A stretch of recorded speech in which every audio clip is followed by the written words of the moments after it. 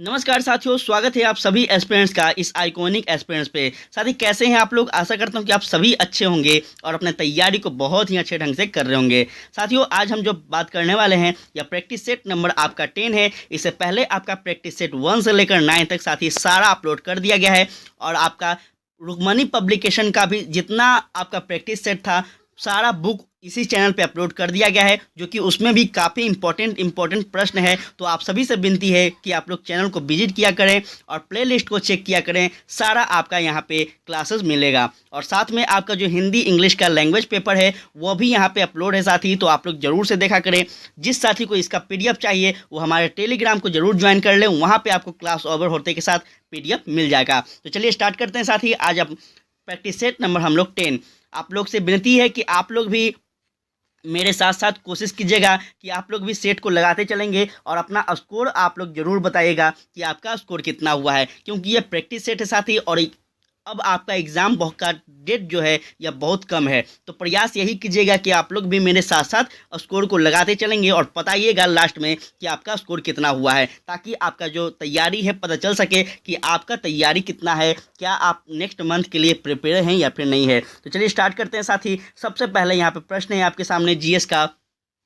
कह रहा है 3RS, इसका मतलब 3R जो प्राकृतिक संसाधनों को दीर्घकालीन उपयोग के लिए संरक्षित करने में हमारी सहायता कर सकते हैं, वह कौन सा है? जल्दी बताइए। थोड़ा सा आप सभी लोग इम्पोर्टेंट यह प्रश्न है और यह प्रश्न लगभग पिछले बार पूछा गया, बिहार सचिवालय में प्रश्न पूछा गया था जहां तक मुझे याद है। तो जल्दी से इसका आंसर कीजिए। इसका आंसर क्या होगा साथी? इसका आंसर आपका हो जाएगा ऑप्शन नंबर यहाँ पे 4। ठीक है, क्या हो जाएगा साथी? Option number 4। कहना क्या चाह रहा है समझिएगा। देखिए, ये जो कमी क्या होता है साथी, पर्यावरण संरक्षण के लिए 3R होते हैं। ठीक है, 3R होते हैं। पहला आपका R का मतलब होता है रिड्यूस, दूसरा R का मतलब होता है रिसाइकिल और तीसरा R का मतलब होता है आपका यहाँ पे साथी रीयूज। ठीक है, ये 3R क्या होते हैं? पर्यावरण संरक्षण के लिए उपयोग माने जाते हैं। तीनों का मतलब क्या होता है? तो सबसे पहला का मतलब होता है कमी। ठीक है, रिड्यूस का मतलब कमी होगा साथी, और आपका रिसाइकिल का मतलब पुनः उपयोग, और आपका तीसरा हो जाएगा रीयूज का मतलब क्या हो जाएगा साथी? तो रीयूज का मतलब हो जाएगा आपका अनुप्राधिक्रम अपशिष्ट। तो इस प्रकार से आप लोग याद रखेंगे। यह पर्यावरण के लिए तीनों R जो है काफ़ी इंपॉर्टेंट है। नेक्स्ट हम बात करें तो कहता है यह बीमारी एडिज मच्छर से फैलती है। जल्दी बताइए। बहुत बार बताया गया प्रश्न है कि एडिज बीमारी से एडिज मच्छर से कौन सा बीमारी फैलता है? जल्दी बताइए साथी। इसका राइट आंसर होगा आपका साथी डेंगू। ठीक है, क्या हो जाएगा? डेंगू वायरस जो है यह एडिस प्रजाति के मच्छरों द्वारा साथी क्या होता है? फैलता है। इसको याद रखेंगे। और इनमें मच्छरों की कई प्रजातियां शामिल है, जिसमें एडिज हो गया, एपिज हो गया। मच्छर की पहचान इस प्रकार से कर सकते हैं हम लोग, तो आप लोग इसको याद रखिएगा। बात करें हम आगे तो कहता है मलेरिया जो है यह परजीवी का वाहक है। जल्दी इसका राइट आंसर करें साथी। मलेरिया जो है यह क्या है? तो परजीवी का वाहक है। कौन सा इसका राइट आंसर होगा? जल्दी बताइए। इसका राइट आंसर होगा साथी आपका मादा एनोफिलीज मच्छर जो है या क्या है? तो मलेरिया परजीवी का वाहक है। याद रखेंगे। एक बात आपको बता देते हैं कि मच्छर जो है साथी, मच्छर का बहुत सारा प्रजाति होता है। ठीक है, मच्छर का बहुत सारा प्रजाति होता है और अनेक प्रजाति के साथ अनेक विषाणु निकलते हैं और उस विषाणु से हमें अनेक प्रकार के रोग भी होते हैं। तो इसको आप लोग थोड़ा सा याद रखेंगे। आपसे पूछा जाएगा अलग अलग डिशेज के बारे में, ध्यान देंगे। नेक्स्ट क्वेश्चन कहता है आपका निम्नलिखित में से कौन दूध को दही में परिवर्तन कर देते हैं? बहुत इंपॉर्टेंट प्रश्न है और बहुत बार यह प्रश्न आपको देखने को मिला होगा अगर आप कंपटीशन का एग्जाम देते होंगे तो। साथ ही इसका राइट आंसर हो जाएगा आपका क्या? तो जीवाणु। याद रखेंगे। क्या हो जाएगा साथी? जीवाणु हो जाएगा। याद रखिएगा। और इस जीवाणु कहाँ पाया जाता है? तो याद रखेंगे साथी यह लैक्टोबैसिल एक जीवाणु है जो कि दूध और दही में परिवर्तन करता है। याद रखेंगे। ठीक है, आप लोग देखते होंगे जब भी दूध से दही हम लोगों को बनाना रहता है तो दूध में जोड़न के लिए थोड़ा सा भी दही की मात्रा देना होता है, वो इसीलिए क्योंकि यह जीवाणु उसमें होता है। अगर बात करें हम नेक्स्ट क्वेश्चन की तो आपका नेक्स्ट क्वेश्चन है स्टेटमेंट वाला। ध्यान दीजिएगा साथी। यहाँ पे आप लोग स्टेटमेंट वाला प्रश्न है। आप सभी से रिक्वेस्ट है कि आप लोग थोड़ा सा यहाँ पे अपने क्वेश्चन का लेवल देखिएगा और आप लोग अपने विवेक से आंसर को लगाते चलिएगा। कह रहा है अभी कथन ए, क्षतिग्रस्त बीज जल पर तैरने लगते हैं। कारण क्या है? तो क्षतिग्रस्त बीज जो है ये खोखले हो जाते हैं और इस पर कारण हल्के हो जाते हैं। इस कारण से क्या होता है? तो जल पे तैरने लगते हैं। अब जल्दी से इसका आंसर करें कि इसका राइट आंसर क्या हो जाएगा। क्या 1, 2, 3, 4, 5 कौन सा होगा साथी? जल्दी बताइए। साथ ही इसका राइट आंसर आपका ऑप्शन नंबर यहाँ पे हो जाएगा क्या? तो 1 हो जाएगा। ए और आर दोनों सही है। आर ए की सही व्याख्या करता है, याद रखिएगा। क्षतिग्रस्त बीज पानी पर तैरने लगते हैं, ऐसा इसलिए क्योंकि वे वास्तव में आदर से खोखले हो जाते हैं और क्या हो जाता है साथी? उनमें आवश्यक पोषक तत्व की कमी हो जाती है। इसलिए अक्सर आप देखेंगे कि जो बीज सूख जाता है, किसी भी चीज़ का बीज आप देख लीजिए, सूख जाने के बाद वो खोखला हो जाता है, वो उसमें कोई भी वजन नहीं होता है। ठीक है, उसको आप हाथ से दबाइएगा तुरंत वो टूट जाएगा। इस प्रकार से आप लोग याद रखेंगे। नेक्स्ट प्रश्न की हम बात करें तो ध्यान दीजिएगा। कहता है कपास के बीजों का बिखरना डैश के द्वारा होता है। कपास के बीजों का बिखरना डैश के द्वारा होता है। साथ ही इसका राइट आंसर होगा आपका हवा। ठीक है, क्या हो जाएगा? हवा इसका राइट आंसर होगा। कपास के बीजों का बिखरना जो है यह आपका वायु के द्वारा होता है और कपास जो है एक खरीफ फसल है, इसको आप लोग अच्छे से याद रखिएगा। आगे हम बात करें तो कहता है आँखों की देखने की क्षमता में कमी किसकी कमी से होती है? आँखों की देखने की जो क्षमता होती है साथी, यह किस कमी से होती है? जल्दी बताएं। विटामिन ए है, बी है, सी है, डी है, कौन सा कमी से होता है? तो याद रखिएगा यह आपका साथी हो जाएगा option number A. Vitamin A की कमी से हमें क्या होती है? तो आँखों की जो देखने की क्षमता होती है उसमें कमी हो जाती है, याद रखेंगे। या किस बीमारी से होती है? तो विटामिन ए, जिसको हम रतौंधी कहते हैं साथी। क्या कहते हैं? रतौंधी कहते हैं, याद रखिएगा। आगे बढ़ते हैं तो ध्यान दीजिएगा। कहता है यहाँ पे जब चूने के पानी में स्ट्रॉ के द्वारा फूकते हैं तो दूधिया क्यों हो जाता है? थोड़ा सा समझिएगा, यहाँ पे प्रश्न आपको फंसाने वाला प्रश्न है साथी। थोड़ा सा यहाँ ध्यान से समझेंगे तो आप बिल्कुल इसका आंसर कर देंगे। कह रहा है जब चूने के पानी में स्ट्रा के द्वारा फूकते हैं तो साथी कब होता है? क्या होता है? तो वह दूधिया क्यों बन जाता है? इसका राइट आंसर होगा आपका क्या? तो याद रखेंगे इसका राइट आंसर होगा साथी कार्बन डाइऑक्साइड के कारण। ठीक है, चूने के पानी वाली परख नली में जब मुंह से हवा फूकनी जाती है तो वह चूने का जो पानी होता है साथी, उसमें कार्बन डाइऑक्साइड उपस्थित होता है और इस कारण से उसका क्या होता है? कलर हो जाता है दूधिया प्रकार का, दूधिया रंग का। ठीक है, इसको याद रखेगा। अगर बात करें हम इसकी प्रक्रिया के बारे में तो इसकी क्या प्रक्रिया है? तो याद रखेंगे इस फॉर्मूला को आप लोग, थोड़ा आपको फॉर्मूला बता देते हैं। CaH2O लिख लीजिएगा प्लस CO2 ब्रैकेट में साथ ही आपका CaCO3 यह होगा प्लस आपका H2O हो जाएगा। यह आपका क्या है? तो इस प्रक्रिया का यह फॉर्मूला है, गुणसूत्र है। थोड़ा सा यहाँ पे आपको डिस्प्ले पे मेरा पेन उतना अच्छा से नहीं चल रहा है, तो थोड़ा सा आप लोग इस चीज़ को समझते चलिएगा। जो हम बोले हैं आप लोग नोट डाउन कर लेंगे। आगे हम बात करें तो ध्यान दीजिएगा। कहता है वह प्रक्रिया जिसमें शरीर के बेकार पदार्थ बाहर निकलते हैं क्या कहलाते हैं? साथ ही जल्दी बताएं, क्या वह उत्सर्जन होता है, परिसंचरण होता है, श्वसन होता है या फिर पाचन होता है? इसका राइट आंसर आप जल्दी से कीजिए। साथ ही इसका राइट आंसर होगा आपका क्या? तो उत्सर्जन कहते हैं वह प्रक्रिया जिसमें हमारे शरीर के जो बेकार पदार्थ होते हैं वह बाहर की ओर निकलते हैं, उसको हम क्या कहते हैं? तो साथी उसको कहते हैं उत्सर्जन। इसको याद रखेगा। चलिए बात करें हम आगे तो कहता है रेयान निम्नलिखित में से किससे प्राप्त होता है? जल्दी बताएं साथी। इसका राइट आंसर आपको ऑप्शन दिखा देते हैं, लेकिन थोड़ा सा यहाँ पे आप समझने का प्रयास करेंगे कि रेयान जो है ये निम्नलिखित में से किससे प्राप्त होता है। आप यहाँ पे ऑप्शन देख लेंगे तो आपके लिए ज़्यादा आसान होगा। तो जल्दी से इसका आंसर कीजिए साथी आप लोग ऑप्शन को देखकर। चलिए यहाँ थोड़ा सा वेट कर लीजिएगा, क्लियर होने में थोड़ा टाइम लगेगा आपको। चलिए बताइए साथी, अब आपके सामने है कि रेयान जो है निम्नलिखित में किसका है? जल्दी बताइए इसका राइट आंसर क्या होगा? तो याद रखेंगे साथी यह आपका लकड़ी और क्या हो जाएगा?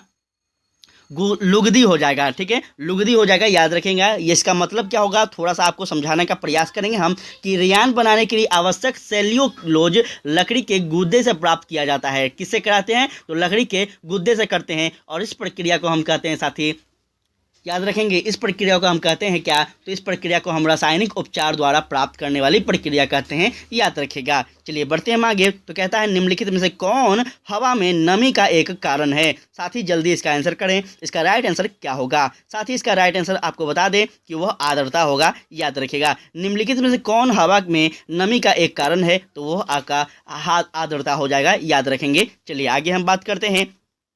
कैसा लग रहा है प्रश्न आप लोग जरूर बताएगा। क्लास कैसा लग रहा है यह भी आप लोग बताएंगे। और सबसे इंपॉर्टेंट बात साथी कि हम समझा पा रहे हैं अच्छा से या नहीं, ये तो जरूर बताइएगा, ताकि हम अपने आप में हमेशा चाहते हैं कि हम अपने आप में बदलाव कर सकें। आप मेरे अगर किसी प्रकार का मेरे में कमी है तो वो भी आप लोग बताया करें, लेकिन स्किप कर बिल्कुल नहीं जाएं। आप लोग थोड़ा टाइम दे, स्किप करने से पहले आप अपना विचार को मेरे सामने कमेंट में रख दें, ताकि हम उस चीज़ को बदलाव कर सकें। ठीक है, हम इस पर विचार करते हैं साथी। हम सोचते हैं कि बदलाव हमेशा होना चाहिए। कोई भी व्यक्ति पूरी तरह से निपुण नहीं होता है, इस बात को याद रखना चाहिए सभी को। चलिए नेक्स्ट हम बात करें तो ध्यान दीजिएगा। कहता है वाल्मीकि अभ्यारण्य किस जिले में अवस्थित है। बहुत बार बताया गया प्रश्न है और काफ़ी इंपॉर्टेंट प्रश्न है बीपीएससी के दृष्टिकोण से साथी। इसका राइट आंसर हो जाएगा आपका क्या, तो याद रखेंगे यह आपका पश्चिम चंपारण हो जाएगा साथी, याद रखेंगे। काफ़ी इंपॉर्टेंट है। अगर हम इसकी विशेषता की बात करें साथी तो याद रखेंगे कि यह मुख्य रूप से बाघ संरक्षण हेतु यह क्या है साथी, तो यह बाघ संरक्षण हेतु अभ्यारण्य प्रसिद्ध है, वाल्मीकि अभ्यारण्य। ठीक है, इसको आप लोग याद रखेंगे। और यह बिहार का एकमात्र राष्ट्रीय उद्यान है, यह भी आपसे पूछा जाएगा। आगे बात करें हम तो कहता है यहाँ पे ध्यान दीजिएगा। कहता है रूमटेक मोनेस्ट्री कहाँ अवस्थित है। रूमटेक मोनेस्ट्री जो है साथी कहाँ अवस्थित है, क्या गंगटोक है, कोहिमा है, दार्जिलिंग है या फिर कन्याकुमारी है। जल्दी इसका आंसर कीजिए आप सभी। तो याद रखेंगे साथी रूमटेक मोनेस्ट्री जो है यह आपका गंगटोक में है। अब यह गंगटोक कहाँ है, थोड़ा सा इस पर भी हम बात कर लेते हैं। तो याद रखेंगे रूमटेक मोनेस्ट्री जो है यह सिक्किम की एक राजधानी है, गंगटोक में स्थित है, जो कि आपको अब समझ में आ गया होगा। साथ ही इसकी स्थापना कब हुई थी, तो याद रखेंगे 1966 ईस्वी में हुई थी। चलिए आगे हम बात करते हैं। कहता है दिसपुर किस राज्य की राजधानी है। जल्दी बताएं, आप सभी बचपन से ही पढ़े होंगे सभी राज्य और उसके कैपिटल को, राजधानी को। तो जल्दी बताइए, एक बहुत आसान क्वेश्चन है, मुझे नहीं लगता है कि किसी भी विद्यार्थी को यह नहीं पता होगा। क्लास 2, 3, 1, 2 के बच्चों को भी पता होगा साथी राज्य का कैपिटल और ये सभी। तो जल्दी बताएं इसका राइट आंसर क्या होगा। इसका राइट आंसर होगा साथी आपका क्या, तो याद रखेंगे यह असम हो जाएगा। ठीक है, असम हो जाएगा, इसको याद रखेगा। आगे हम बात करते हैं तो ध्यान दीजिएगा। आपका स्टेटमेंट वाला प्रश्न है, थोड़ा सा आप लोग यहाँ पे ध्यान दीजिएगा। कथन 1 कह रहा है आहार को शरीर के अंदर लेने की प्रक्रिया अंतर्ग्रहण कहलाती है। नेक्स्ट हम बात करें कथन नंबर 2 की, तो कहता है लार ग्रंथि आहार नली का हिस्सा है। अब जल्दी बताइए कि इसमें से कौन सा कथन सही है, कौन सा गलत है, क्या दोनों सही है, ये आप लोग अपने विवेक के अनुसार जल्दी से इसका आंसर कीजिए। साथ ही इसका राइट आंसर हो जाएगा आपका ऑप्शन नंबर यहाँ पे 1। कथन 1 और 2 दोनों सही है, याद रखेंगे। चलिए बात करें हम अगर थोड़ा सा इसके बारे में भी, तो याद रखेंगे वह प्रक्रिया जिसमें भोजन मुंह के माध्यम के लिए जाता है और दांतों और लार द्वारा साथी तोड़ा जाता है, उसको हम क्या कहते हैं, तो अंतर्ग्रहण कह लेते हैं, याद रखेंगे इस बात को। आगे हम बात करें तो ध्यान दीजिएगा। कहता है जाइलम का प्रमुख कार्य है। क्या है साथी जाइलम का प्रमुख कार्य है, बताइए आप लोग क्या हुआ। भोजन में, पौधे में भोजन का परिवहन है, पौधे में जल का परिवहन है, अमीनो एसिड का परिवहन है या फिर ऑक्सीजन का परिवहन है। जल्दी इसका आंसर कीजिए साथी आप सभी। तो याद रखेंगे यह आपका हो जाएगा पौधों में जल का परिवहन है क्या साथी, तो जाइलम याद रखेंगे। चलिए उसके बाद आपका नेक्स्ट क्वेश्चन कहता है हमारे फेफड़ों को प्रवाहित करने वाला रोग निम्नलिखित में से कौन है। क्या वह एड्स है, पोलियो है या फिर टीबी है या फिर रेबीज है। साथ ही जल्दी बताएं इसका राइट आंसर क्या होगा। हमारे फेफड़े को जो प्रवाहित करता है वह इसमें से कौन सा रोग प्रवाहित करता है, जल्दी बताएं। साथ ही इसका राइट आंसर होगा आपका क्या, तो टीबी। ठीक है, यह टीबी आप लोग देखते होंगे, टीबी जो बीमारी होता है साथी यह क्या होता है, तो उस व्यक्ति को खांसते खांसते इतना परेशानी होता है कि मुंह से, नाक से, ये सभी जगह से क्या होता है साथ ही ब्लड स्राव होने लगता है। तो इस प्रकार से जो हमारे फेफड़े को प्रवाहित करता है वह कौन हो जाएगा, तो टीबी हो जाएगा, याद रखिएगा। अगर बात करें साथ ही तो आगे चलिए। कहता है अमरकंटक, ध्यान दीजिएगा, अंकोर वाट मंदिर का निर्माण किसने करवाया था। चलिए, अंकोर वाट मंदिर का जो निर्माण है साथी, यह किसने करवाया था, जल्दी बताइए इसका राइट आंसर क्या होगा। ध्यान देंगे, यह अंकोर वाट का मंदिर बहुत ही इंपॉर्टेंट है और बहुत ज़्यादा फेमस है, तो जल्दी इसका आंसर आप लोग कीजिए। यह सभी जो प्रश्न है यह बहुत अच्छा लेवल का प्रश्न है, जो कम लेवल का होता है हम खुद बता देते हैं, ये अच्छा लेवल है इसलिए हम बोल रहे हैं बहुत इंपॉर्टेंट है, थोड़ा सा आप लोग इसको याद रखेंगे तो क्या हो जाएगा, याद रखेंगे साथी। यह आपका सूर्य वर्मन द्वितीय के द्वारा करवाया गया था अंकोर वाट मंदिर को। कहाँ है साथी, तो यह कंबोडिया में मंदिर स्थित है। आप सभी क्लास 10th का बुक को पढ़ेंगे तो एक चैप्टर है आपका क्या, तो हिंद चीन में राष्ट्रवाद, यह चैप्टर है क्लास 10th आपका साथी। हिंद चीन का राष्ट्रवाद एक चैप्टर है, उसमें भी इस अंकोर वाट मंदिर का क्या किया गया है, उल्लेख किया गया है। काफ़ी प्राचीन मंदिर है यह, तो आप लोग थोड़ा सा यहाँ पे ध्यान में रखिएगा इसको। चलिए हम बात करें आगे, काफ़ी कुछ इसके बारे में बताने के लिए है, लेकिन समय सीमा को देखते हुए साथी हम थोड़ा जल्दी में चल रहे हैं, ठीक है। जब आपका क्लियर पूरा सिलेबस वाला चैप्टर हम लेंगे तो आपको बहुत ही अच्छे ढंग से सब कुछ विस्तार से बताएंगे। ध्यान दीजिएगा, यहाँ पे साथी कहता है ये जीव भालू जैसे दिखते हैं पर भालू नहीं है। बहुत इंपॉर्टेंट क्वेश्चन है, ध्यान से देखिएगा।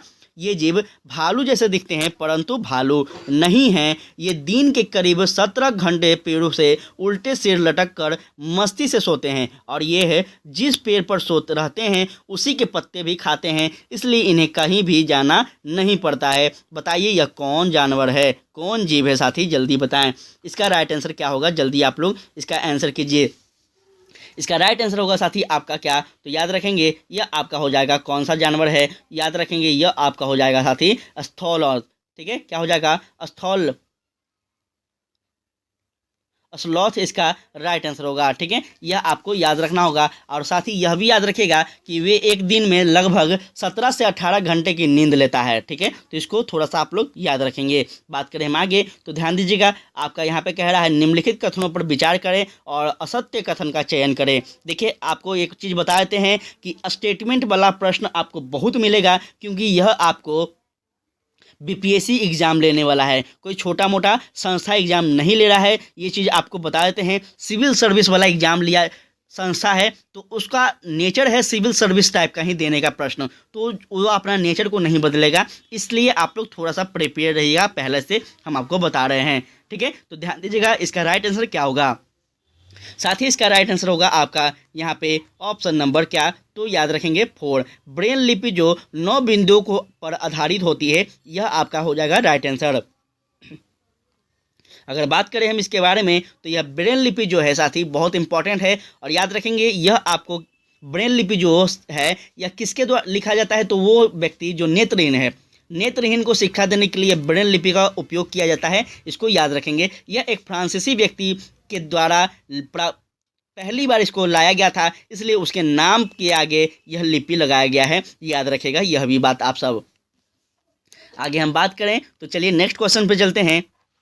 ध्यान दीजिएगा, कहता है फिरोज गांधी पुरस्कार किस क्षेत्र में उत्कृष्ट प्रदर्शन के लिए दिया जाता है। बहुत ही इंपॉर्टेंट क्वेश्चन है, फिरोज गांधी पुरस्कार जो है यह किस क्षेत्र के लिए दिया जाता है साथी, क्या वह चिकित्सा अनुसंधान है, पत्रकारिता है, वन्य जीव संरक्षण है या फिर संसदीय बहस है। इसका राइट आंसर क्या होगा, जल्दी इसका राइट आंसर आप सभी लोग करिए। इसका राइट आंसर होगा आपका ऑप्शन नंबर साथी, यहाँ पे पत्रकारिता के लिए क्या दिया जाता है, तो फिरोज गांधी पुरस्कार दिया जाता है, इसको आप लोग याद रखिएगा। आगे हम बात करें तो कहता है भारत रत्न, भारत का सर्वोच्च नागरिक पुरस्कार अब तक केवल 2 विदेशी हस्तियों को दिया गया है, इन्हीं में से एक नेल्सन मंडेला, दूसरे कौन हैं, तो जल्दी बताइए। भारत रत्न साथी आपको बता दें यह भारत का सबसे सर्वोच्च क्या है, तो पुरस्कार है, सम्मान है, जो कि बहुत ही फेमस व्यक्तियों को दिया जाता है जिसका योगदान बहुत ही ज़्यादा होता है। तो इसमें से 2 विदेशियों को दिया गया है, एक तो आपका नेल्सन मंडेला है जो कि काफ़ी इंपॉर्टेंट है। नेल्सन मंडेला को दक्षिण अफ्रीका में महात्मा गांधी का उपाधि दिया जाता है, तो थोड़ा सा इनके बारे में याद रखिएगा। नेक्स्ट कौन व्यक्ति हो जाएंगे, जल्दी बताइए। जाएंगे साथी आपका ऑप्शन नंबर 3 अब्दुल गफ्फार खां, याद रखेंगे बहुत इंपॉर्टेंट है। अब्दुल गफ्फार खां को साथी 1987 में मिला था, कब मिला था, तो 1987 में मिला था।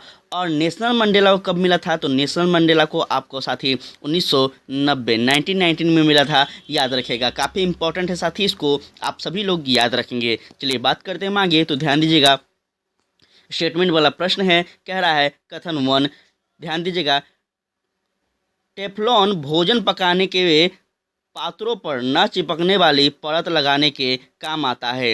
नेक्स्ट हम बात करें तो कथन सेकंड कह रहा है टेफ्लॉन एक विशिष्ट प्लास्टिक है जिस पर तेल और जल का चिपकता नहीं है। चलिए हम यहाँ पे ध्यान देते हैं इसका राइट आंसर क्या होगा। जल्दी से आप लोग इसका आंसर कीजिए कौन सा कथन सत्य है। साथ ही इसका राइट आंसर होगा आपका ऑप्शन नंबर 1, कथन 1 और 2 दोनों सही है। याद रखेंगे। थोड़ा सा इसके बारे में हम बात करें तो याद रखेंगे साथ ही नॉन स्टिक्स जैसे प्राय और पेन सॉफ्टनेस ये जो होते हैं यह नामक सामग्री के साथ लेपित होते हैं जिसे आमतौर पर टेफ्लॉन के रूप में जाना जाता है। और टेफ्लॉन कार्बन और फ्लोरीन परमाणु से बना होता है। साथ ही इसको आप लोग याद रखेंगे। चलिए नेक्स्ट हम बात करें तो यहाँ ध्यान दीजिएगा बहुत ही इंपॉर्टेंट प्रश्न आपके समक्ष आ गया है। शेरशाह का मकबरा कहाँ स्थित है। ऐसा कोई व्यक्ति नहीं होगा जो नहीं जानता होगा साथ ही शेरशाह का मकबरा कहाँ है। साथ ही जल्दी से इसका आंसर कीजिए। क्या वह दिल्ली में है,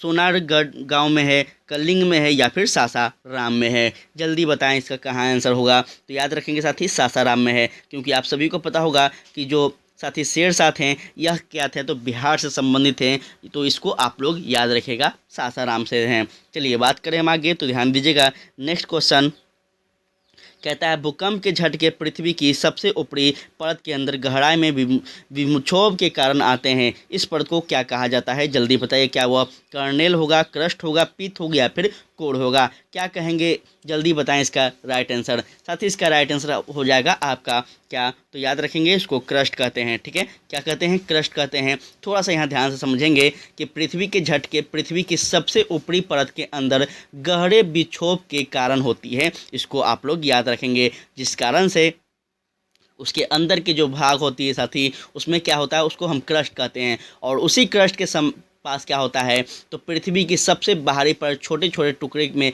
बट जाती है जिसे हम प्लेट कहते हैं। तो इसको आप लोग याद रखेंगे। क्रस्ट किसको कहते हैं, प्लेट किसको कहते हैं, थोड़ा सा आप लोग यहाँ पे याद रखिएगा। चलिए आगे हम बात करें तो थोड़ा सा यहाँ पे समझेंगे। नेक्स्ट क्वेश्चन कह रहा है आपका निम्नलिखित में से कौन सा प्रतिजैविक है। प्रतिजैविक इसमें से कौन सा है। जल्दी आप लोग बताएं अपने विवेक के अनुसार, अपने माइंड पे सोच कर बताएं कि इसमें से प्रतिजैविक कौन है। जल्दी बताइए, हम आपको टाइम दे रहे हैं। तो इसका राइट आंसर होगा साथी ऑप्शन नंबर 2 क्या हो जाएगा स्ट्रेप्टोमाइसिस जो है यह क्या है साथी तो यह प्रतिजीवी है। याद रखेंगे स्ट्रेप्टोमाइसिस एक एंटीबायोटिक दवा है। इसको इस तरह से भी आप लोग याद रखिएगा। चलिए पूछ देगा आपसे कि निम्न में से कौन दवा है, अलग अलग नाम दे देगा इसी प्रकार से। तो यहाँ पे आप लोग याद रखेंगे कि स्ट्रेप्टोमाइसिस जो है यह एक प्रकार का दवा है। नेक्स्ट हम बात करें तो कहता है किस खेल को, साथी यहाँ ध्यान दीजिएगा, किस खेल को जेंटलमैन गेम कहा जाता है। क्या वह बेसबॉल है, स्नूकर है या फिर क्रिकेट है या फिर गोल्फ है। जल्दी बताएं साथी इसका राइट आंसर क्या होगा। तो याद रखेंगे क्रिकेट को साथी क्या कहते हैं तो जेंटलमैन गेम कहते हैं। इसको आप लोग याद रखिएगा, काफ़ी इंपॉर्टेंट है। और क्रिकेट का पहला संदर्भ 13वीं शताब्दी में सामने आया था। यह भी आप लोग याद रखेंगे। पूछ देगा आपसे कि सर्वप्रथम क्रिकेट जो है यह कब खेला गया था, कब सामने आया था। तो याद रखेंगे 13वीं शताब्दी में सामने आया था और 17वीं शताब्दी में यह लोकप्रिय हो गया था। यह भी आप लोग याद रखिएगा। नेक्स्ट हम बात करें तो कहता है निम्नलिखित में से कौन सिंचाई से संबंधित है। जल्दी बताइए साथी सिंचाई से संबंधित कौन सा इसमें सही आंसर होगा। जल्दी से जल्दी इसका आंसर करें। आप सभी को टाइम दिया जा रहा है तो जल्दी बताइए कि सिंचाई से संबंधित इसमें से कौन सा ऑप्शन सत्य है। साथ ही इसका राइट आंसर होगा आपका ऑप्शन 4 मोट चेन पंप। और आपका क्या होगा तो ढेकली रटन, मतलब साथी मोटर जो होता है और उसके बाद चेन पंप होता है। और यह जो आपका उत्तरलोकल जिसको कहते हैं हम, वह आपका राइट आंसर होगा। यह क्या है तो सिंचाई के पारंपरिक तरीकों में चेन, ढेकली, मोटर, रटर ये सभी आते हैं। इसको याद रखेंगे। और यह क्या हो गया साथी तो यह परंपरागत हो गया। ठीक है, क्या हो गया परंपरागत विधि हो गया। इसको याद रखिएगा। बिहार में अभ्यारण्य कहाँ है, जल्दी बताइए। बहुत बार बताया गया प्रश्न है, अभी हम ऊपर वाले स्लाइड में भी इसको पढ़े हैं, तो जल्दी बताएं कि बिहार में अभ्यारण्य कहाँ है। क्या वह पश्चिम चंपारण बेगूसराय दोनों में है या फिर सिर्फ बेगूसराय में है, जल्दी इसका आंसर कीजिए। तो बिहार में जो अभ्यारण्य है वह हो जाएगा साथी आपका ऑप्शन नंबर 3, पश्चिम चंपारण और बेगूसराय दोनों जगह है, याद रखेंगे। ठीक है, काफ़ी इंपॉर्टेंट है, इसको आप लोग अच्छे से याद रखेगा। चलिए नेक्स्ट हम बात करें तो कहता है हिमालय पर्वतारोहण संस्था अवस्थित है कहाँ है साथी। यह देहरादून में है, सिक्किम में है, दार्जिलिंग में है या फिर असम में है। हिमालय पर्वतारोहण संस्था साथी हम कई बार बताए हैं हिमालय पर्वतारोहण संस्था, और यह भी बताएं कि इसकी स्थापना कब की गई थी, किसके द्वारा की गई थी, पूरा डिटेल में बताए हुए हैं। एक भी प्रश्न आपका यहाँ बीपीएससी में नहीं छूटने वाला है, इतना ज़्यादा हम प्रैक्टिस सेट आपको पढ़ा दिए हैं। तो जल्दी से इसका आंसर कीजिए कि इसका राइट आंसर क्या होगा। साथ ही इसका राइट आंसर होगा आपका ऑप्शन नंबर यहाँ पे क्या, तो याद रखेंगे इसका राइट आंसर होगा साथ ही दार्जिलिंग में है। ठीक है, कहाँ पे है, दार्जिलिंग में है, इसको आप लोग याद रखिएगा। नेक्स्ट हम बात करें तो कहता है निम्नलिखित में से किस बीज का हवा द्वारा प्रसार होता है, जल्दी से इसका आंसर कीजिए। यहाँ पे आप सभी लोग देखकर ऑप्शन को जल्दी से इसका आंसर कीजिए, ऑप्शन को देखकर इसका राइट आंसर क्या होगा साथी। क्या वह मटर होगा, आम होगा, पपीता होगा या फिर कपास होगा, इसका राइट आंसर होगा साथी आपका कपास। ठीक है, याद रखेंगे हवा द्वारा प्रसार होने वाले पौधे को के बीच जो है यह कपास है, दिलफन है, सहजन है, सूर्यमुखी है और आपका मदार है, जिस ये सभी जो आते हैं ये क्या है, तो ये सभी हवा द्वारा प्रसार होते हैं, याद रखेगा। चलिए नेक्स्ट हम बात करें, थोड़ा सा यहाँ पे आप लोग ध्यान दीजिएगा, स्टेटमेंट वाला क्वेश्चन है, थोड़ा सा समझिएगा।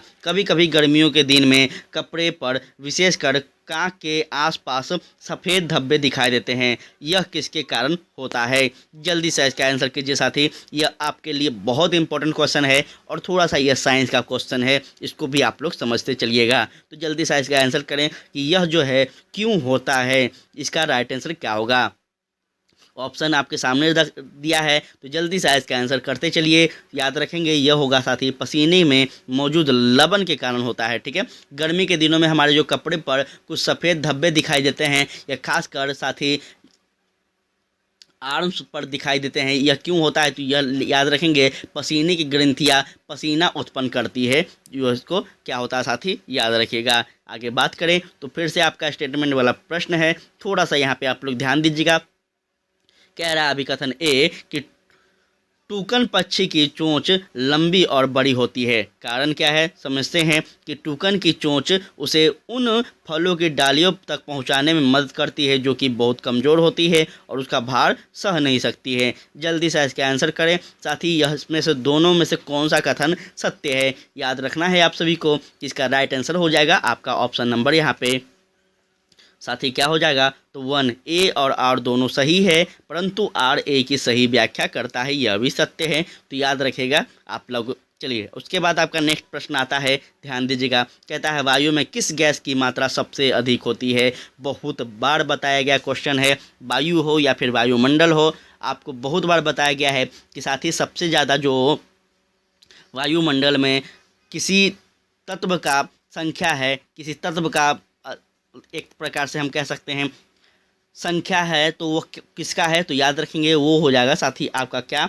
तो नाइट्रोजन। कितना है नाइट्रोजन का, बहुत बार बताया गया है, लगातार बताया गया है। नाइट्रोजन जो है यह 80% 78% है, वहीं कार्बन जो डाइऑक्साइड है यह आपका साथी कितना है, तो याद रखेंगे कार्बन डाइऑक्साइड जो है यह आपका 0.03% है, जो कि तीसरे नंबर पर आता है, और दूसरे नंबर पर आपका ऑक्सीजन आता है जिसका प्रतिशत आपका 21% है। तो इसको बार बार आपको बताने का मुझे ज़रूरत नहीं होना चाहिए, आप लोग पहले ही कमेंट बॉक्स में लगा दिया करें तो आपके लिए फ़ायदेमंद होगा। कई बार ये सब प्रश्न बताया गया है साथ ही, तो आपको थोड़ा सा याद रखना होगा। चलिए नेक्स्ट क्वेश्चन कहता है एवरेस्ट की चोटी पर विजय प्राप्त करने वाली बिहार की पहली महिला कौन थी। साथ ही आपको बता दें कि टेस्ट जब हम प्रैक्टिस सेट नंबर 4 पढ़ाए थे उसी में बताए थे, सारा कुछ बताए थे कि कौन महिला थी, किस वर्ष चढ़ी थी, कितना लंबाई था, ये सब कुछ बताए थे, कितना यात्रा की थी। तो आप जल्दी से इसका आंसर कीजिए, सभी जो है आपका एक प्रकार से कह सकते हैं कि रिवीजन चल रहा है। ठीक है, तो जल्दी जल्दी इसका आंसर करें, और पिछले वाला जो क्लास नहीं देखे हैं तो आप लोग ज़रूर देखिएगा, पिछले क्लास वाला जितना इंपॉर्टेंट क्वेश्चन है वही सब दोहराया गया है। तो इसका राइट आंसर होगा साथ ही आपका ऑप्शन नंबर 1 क्या हो जाएगा, निरुपमा अग्रवाल जो थी यह सबसे पहली महिला थी भारत की और बिहार की जो साथी क्या की थी, तो एवरेस्ट की चोटी पर चढ़ी थी। ठीक है, याद रखेंगे। अगर बात की जाए साथी हिमालय की एवरेस्ट की चोटी की, तो याद रखेंगे ये कितना है, तो 8,848, कई बार बताया गया है 8,848 मीटर है, याद रखिएगा। नेक्स्ट हम बात करते हैं, तो ध्यान दीजिएगा, निम्नलिखित में से कौन सा कथन मौसमी प्रवास के संदर्भ में सही है? जल्दी से बताएं साथी, इसमें से कौन सा कथन मौसमी प्रवास के कारण सही है? तो याद रखेंगे साथी, यह भूमिहीन श्रमिकों को क्या करता है, तो याद रखेंगे इसका राइट आंसर होगा आपका ऑप्शन नंबर 4, यह भूमि ही मौसमी मानव प्रवास मौसमी आधार पर एक स्थान से दूसरे स्थान के लोगों की आवाजाही करता है, तो इस प्रकार का यह स्रोत देता है, याद रखिएगा। अगर बात करें हम नेक्स्ट, तो ध्यान दीजिएगा आप सभी लोग, यहाँ पे क्वेश्चन नंबर आपका नेक्स्ट यहाँ पे कह रहा है साथी क्या, तो याद रखेंगे, कहता है स्टेटमेंट वाला क्वेश्चन है, आप किसी लिफ्ट में खड़े हैं तो आपके भार के कारण लिफ्ट की सतह पर क्रियाशील बल क्या करेगी? जल्दी साइंस का आंसर करें साथी, यह आपका साइंस का क्वेश्चन है और स्टेटमेंट के साथ दिया गया है, तो इसका राइट आंसर क्या होगा जल्दी बताएं। तो याद रखेंगे साथी, जब हम किसी लिफ्ट में खड़े हैं तो लिफ्ट का जो स्थिर भार होगा वो क्या होगा, तो शून्य होगा। अगर लिफ्ट 9.8 मीटर वर्ग से सेंटीमीटर से त्वरण के नीचे आ रही हो तो, ठीक है, तो थोड़ा सा यहाँ समझना होगा आप सभी को। और यह जो प्रश्न था, यकीन मानिए ये न्यूमेरिकल का प्रश्न था, तो इसको अगर बनाइएगा तभी आपको बेहतरीन ढंग से समझ में आएगा कि यह प्रश्न कहना क्या चाह रहा है। नेक्स्ट हम बात करें, तो ध्यान दीजिएगा साथी, कहता है, ध्यान देंगे, कहता है हेमेटाइड एक अयस्क है। हेमेटाइड क्या है, एक अयस्क है। किसका है साथी, जल्दी बताएं किसका अयस्क है? तो याद रखेंगे यह लोहे का अयस्क है। किसका है, लोहे का अयस्क है हेमेटाइड, इसको याद रखिएगा। अगर बात करें हम आगे, तो चलिए आगे बढ़ते हैं। कहता है निम्नलिखित में से कौन प्रदूषण का मुख्य कारक है? प्रदूषण का जो मुख्य कारक है साथी वह कौन है? तो याद रखना है आप सभी को कि यह हो जाएगा ऑप्शन 3, कल कारखाने और मोटर गाड़ियां जो है यह मुख्य कारण है क्या, प्रदूषण का, जो कि हम सभी जानते हैं, इसमें कोई बड़ी बात नहीं है। सबसे बड़ा प्रदूषण का कारण होता है मोटर गाड़ी, उसके बाद क्या होता है, तो कारखाने। कारखाने जो होते हैं अक्सर कहीं नदी वदी में अपने जितने भी अपने गंदगी होते हैं उनके साथ ही वो गिरा देते हैं, वो उसी में वेस्ट कर देते हैं, उस प्रकार से प्रदूषण होता है वाटर में। और एयर को प्रदूषण करने वाला जो कारक है वो आपका मोटर गाड़ी है सबसे प्रमुख, तो इसको आप लोग याद रखिएगा। नेक्स्ट हम बात करते हैं, नेक्स्ट ध्यान दीजिएगा साथी, कहता है आप अमेरिका के किसी सॉफ्टवेयर कंपनी में काम करते हैं। आज से लगभग 75 वर्ष पहले आपके दादाजी डेरा गाजी खान के आकर न्यूयॉर्क में बस गए थे। ठीक है, ये एक शहर का नाम है, एक स्थान का नाम है, तो थोड़ा सा यहाँ पे समझेंगे। आगे बात करें, तो आपके दादाजी का पैतृक निवास स्थल वर्तमान में किस देश में अवस्थित है, जल्दी बताइए। थोड़ा सा यहाँ पे समझना होगा आप सभी को। एक प्रकार से कहा जाए तो ये स्टेटमेंट तो प्रश्न है, लेकिन दूसरा तरफ से अगर आप जोड़ कर देखें तो यह पॉलिटी का प्रश्न है। नागरिकता आप सभी पॉलिटी में पढ़ते होंगे, तो पॉलिटी में यह बताया जाता है कि कौन व्यक्ति कहाँ का नागरिक होगा, उसके लिए क्या योग्यता होगी, उसके लिए क्या इम्पोर्टेंट चाहिए। तो यहाँ पे आपको समझना होगा कि वह व्यक्ति जो है 75 वर्षों से कहाँ रह रहा है, अमेरिका में रह रहा है। उसके दादाजी वहीं रहते थे, वहीं बसे हुए थे, तो पूछा जा रहा है कि वह व्यक्ति जो होगा वह कहाँ का निवासी होगा। जल्दी से बताएं साथी, वो कहाँ का निवासी होगा, याद रखिएगा। वो हो जाएगा आपका कहाँ का, तो साथी वो पाकिस्तान का हो जाएगा। कैसे हो जाएगा, थोड़ा सा समझने का प्रयास करेंगे। डेरा गाजी खान जो है यह पाकिस्तान के पंजाब प्रांत के दक्षिण पश्चिम भाग में स्थित है, एक शहर है, इसलिए यह क्या हो जाएगा साथी, यह पाकिस्तान का व्यक्ति हो जाएगा, निवासी हो जाएगा, याद रखिएगा। ठीक है, तो यहाँ पे आपको इसी तरह से दिया जाएगा। यहाँ पे बहुत सारे ऐसे विद्यार्थी होंगे जो यह नोटिस नहीं कर पाए होंगे कि यह जो डेरा गाजी जो शहर है यह कहाँ का है। आप यहाँ पे न्यूयॉर्क साथ में दिया हुआ है, तो आप लोग समझ गए होंगे कि ये अमेरिका ही पार्ट है। ठीक है, लेकिन ऐसा नहीं है। थोड़ा सा आपको आँख खोल के, दिमाग खोल के आंसर को लगाना होगा, तभी आप सही कर पाएंगे। नेक्स्ट हम बात करें, तो कहता है विश्व में 7 महाद्वीप है, क्षेत्रफल की दृष्टि से सबसे बड़ा महाद्वीप कौन है? साथ ही इसका राइट आंसर क्या होगा, और सबसे छोटा महाद्वीप कौन है, यह भी आपसे पूछा जा रहा है, दोनों बताइए। तो सबसे क्षेत्रफल की दृष्टि से सबसे बड़ा अगर बात की जाए तो जाहिर सी बात है साथी, ये हो जाएगा आपका क्या, तो याद रखेंगे ये हो जाएगा आपका एशिया। और सबसे छोटा द्वीप आपका ऑस्ट्रेलिया हो जाएगा, जो कि मात्र यह जो ऑस्ट्रेलिया है साथी, यह महाद्वीप भी है और मात्र एक देश भी है, इसको याद रखेंगे। लेकिन एशिया जो है साथी, इसमें बहुत सारा देश है, जिसमें अगर बात की जाए तो चीन है, भारत है, अफगानिस्तान है, पाकिस्तान है, बहुत सारा है, आधा रूस भी आता है। तो इस प्रकार से आप लोग याद रखिएगा कि सबसे बड़ा एशिया महादेश और उसके बाद आपका ऑस्ट्रेलिया महाद्वीप आता है सबसे छोटा। नेक्स्ट हम बात करें तो कहता है लोकतंत्र के स्वर्ण नामक पुस्तक किस भारतीय नेता के भाषणों का संकलन है। बहुत इंपॉर्टेंट प्रश्न आपके समक्ष आया है, जल्दी से इसका आंसर कीजिए। साथ ही इसका आंसर हो जाएगा आपका option number second, Ramnath Kovind के द्वारा याद रखेंगे। क्या है साथी? रामनाथ कोविंद के द्वारा याद रखेगा। एक सेकंड साथी, अब बात करें इनके बारे में साथी, थोड़ा सा यहाँ पे समझाना चाहेंगे कि ये प्रश्न जो है पूरा डिटेल में आपको समझ में आना चाहिए। तो आप सभी को पता होगा कि रामनाथ कोविंद जो थे साथी, यह पूर्व राष्ट्रपति थे। अब वर्तमान में जो राष्ट्रपति हैं आप लोग कमेंट में बताइएगा।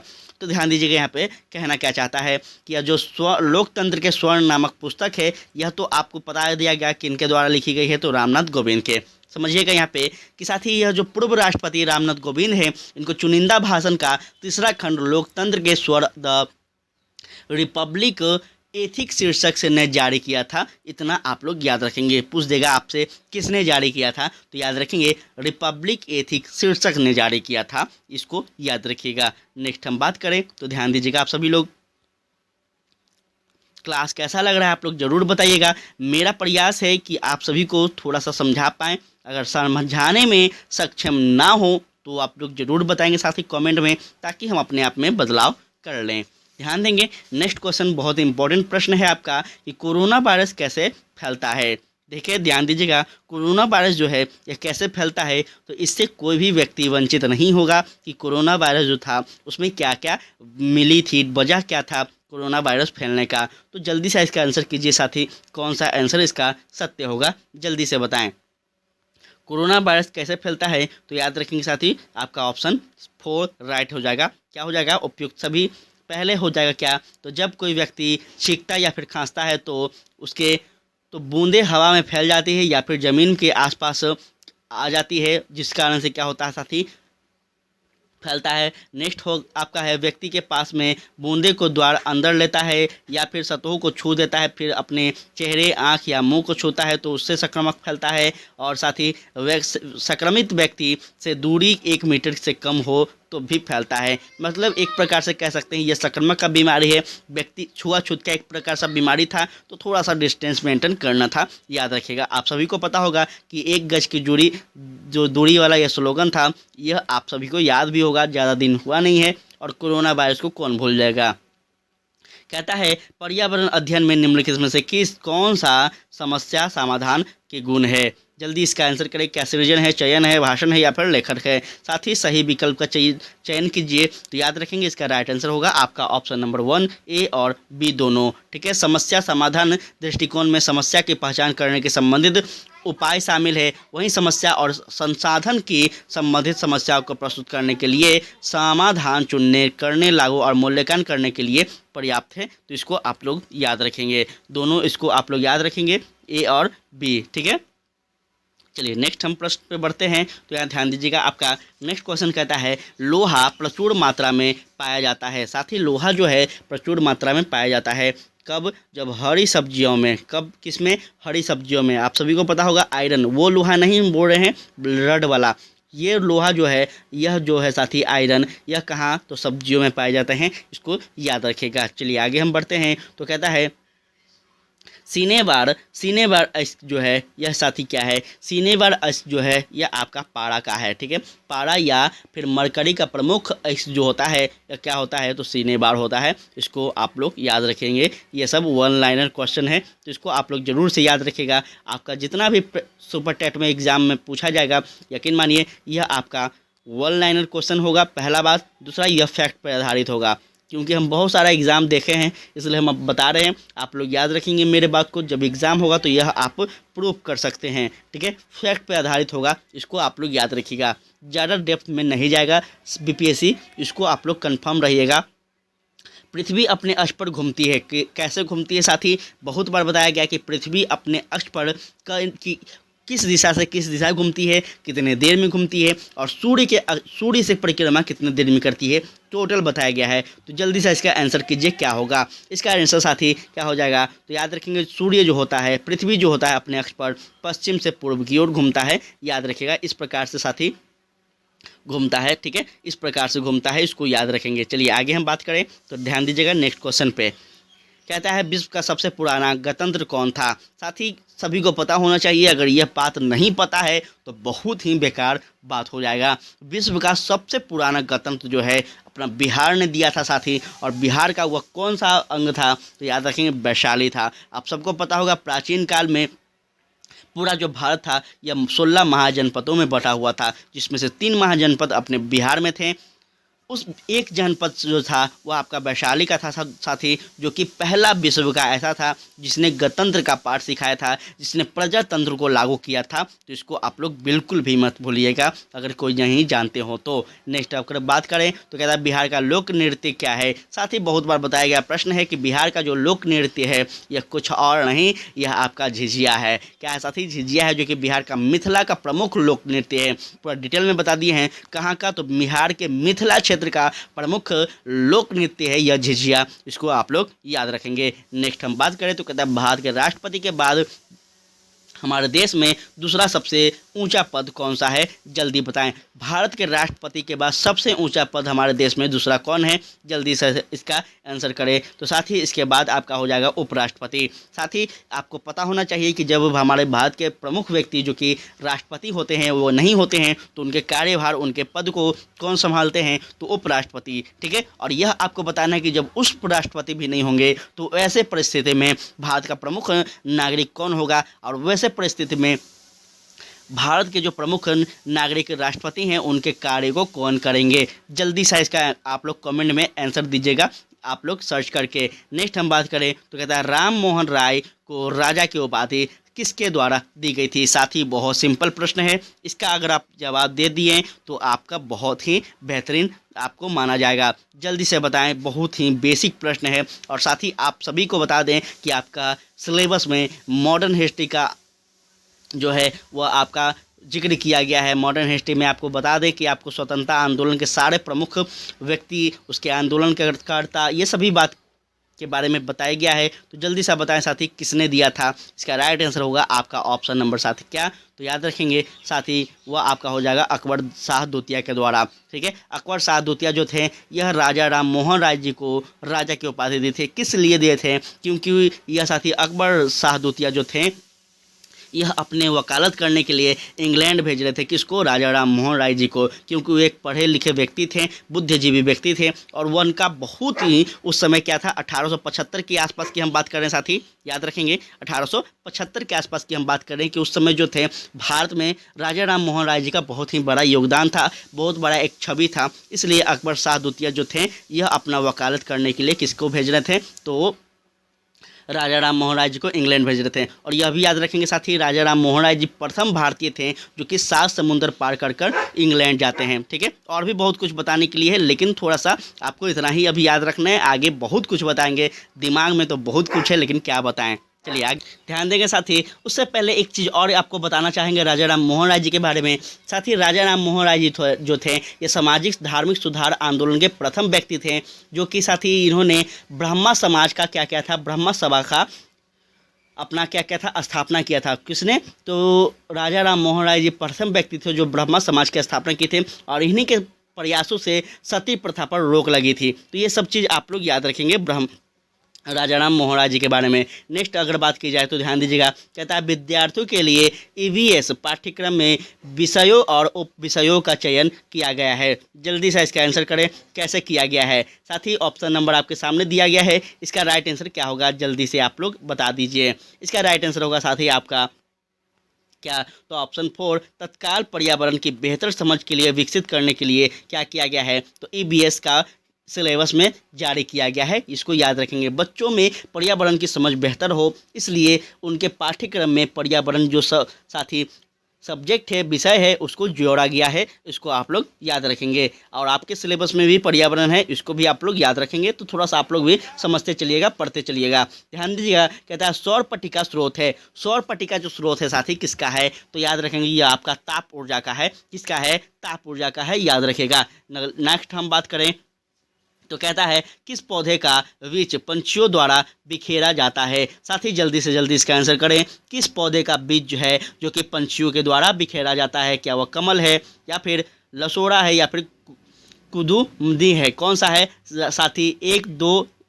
1 और 3 दोनों सही है। जल्दी इसका राइट आंसर करें, कौन सा इसमें राइट आंसर होगा? साथी इसका राइट आंसर होगा आपका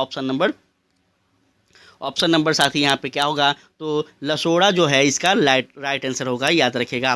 ठीक है, लसोड़ा जो है साथी अमरूद आदि के बीज को पंछियों के द्वारा बिखेरा जाता है, इसको आप लोग ध्यान से याद रखेंगे। चलिए उसके बाद हम बात करें, कहता है मानव शरीर का लगभग 70% हिस्सा क्या है? साथी बहुत बार बताया गया है, मानव शरीर में लगभग जो 70% है वह क्या है? तो याद रखेंगे यह आपका जल है। इसमें कोई डाउट नहीं होना चाहिए कि जल है। हमारे बॉडी में सबसे अधिक क्या है? तो जल है। चलिए उसके बाद हम बात करें तो कहता है पर्वतारोही अपने साथ ऑक्सीजन सिलेंडर ले जाते हैं क्योंकि उन्हें इसकी ज़रूरत होती है। क्यों ज़रूरत होती है?